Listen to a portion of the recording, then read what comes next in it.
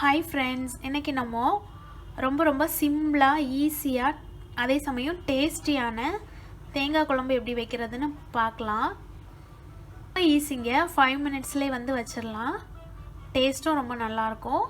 வாங்க எப்படி செய்கிறதுன்னு பார்க்கலாம். இப்போது மிக்ஸி ஜாரில் ஒரு அரை கப் அளவுக்கு தேங்காய், அப்புறமா ஒரு துண்டு இஞ்சியை கட் பண்ணி வச்சுருக்கிறேன், அதை சேர்த்துக்கலாம்.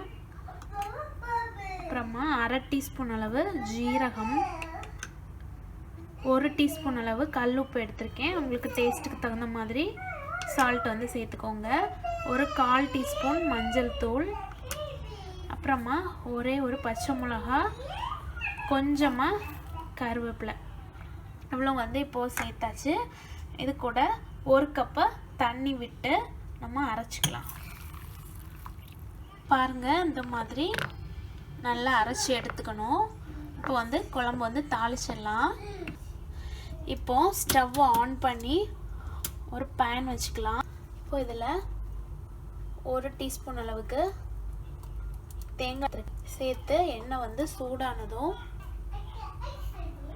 அரை டீஸ்பூன் கடுகு, ஒரு அரை டீஸ்பூன் அளவு வெந்தயம் சேர்த்துக்கலாம். சேர்த்து வெந்தயம் வந்து கரிஞ்சிடக்கூடாது, லைட்டாக வந்து பொரியணும், அவ்வளோதான். அப்போ தான் வந்து நல்லா மணமாக இருக்கும். அப்புறமா ஒரு 2 காஞ்ச மிளகா சேர்த்துக்கலாம். கொஞ்சமாக கருவேப்பிலை சேர்த்து எல்லாம் பொரிஞ்சதும் நம்ம அரைச்சி வச்சுருக்கோம்ல அந்த மசாலாவை சேர்த்துக்கலாம்.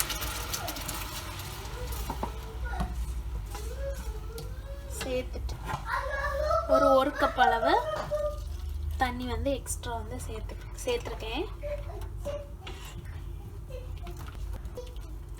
இந்த குழம்பு வந்து நல்லா கொதிக்கலாம் வேண்டாங்க. நம்ம வந்து அரைக்கிற திங்ஸ் மட்டும் எடுத்து வச்சுக்கிட்டோன்னா அரைச்சி தாளிக்கிறது மட்டும்தான். 5 மினிட்ஸ் தான் ஆகும் குழம்பு வைக்கிறதுக்கு. ரொம்ப கொதிக்கணும், ரொம்ப நேரம் வந்து ஸ்டவ்வில் இருக்கணும்லாம் இல்லை. லைட்டாக நுர வந்து ஒரு கொதி வந்ததுமே நம்ம வந்து ஸ்டவ் வந்து ஆஃப் பண்ணிடலாம்.